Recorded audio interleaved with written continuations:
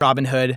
How has your approach to money changed? And also on top of that, we had Michael Saylor on the podcast a while ago. Oh, yeah. It was very interesting because that day, MicroStrategies went down like a few percent. Yeah. And we had calculated he had lost like, what, hundreds of millions of dollars in Right. personal net worth. And we're sitting with him. And then after the podcast, he checks his phone, probably checks MicroStrategy stock for the first time that day. Yep. And he was just, meanwhile, he's losing hundreds of millions of dollars. Like how does this work for you on a personal level? And once again, the approach to money, how has that changed? I think one thing that hasn't changed is, I'm an immigrant. I grew up in a household where we were very conservative about all of our spending.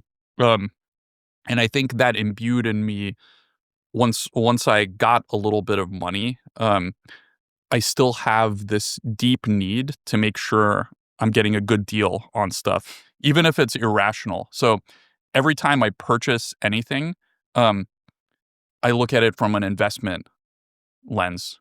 Am I getting a good deal? Am I buying some asset that'll depreciate? I would be very reluctant to buy a new car, right? The only time I would consider buying a new car if it's literally like the first one in a model and it's so good and like I can't find a used one. Yeah. But I buy used cars. You buy used cars? Buy used cars.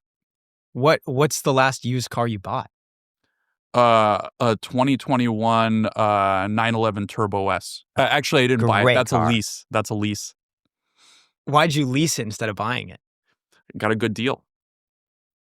How often do you look for good deals? And like, where else do you save money? In everything that I do, I look for good deals. What does your wife think of this?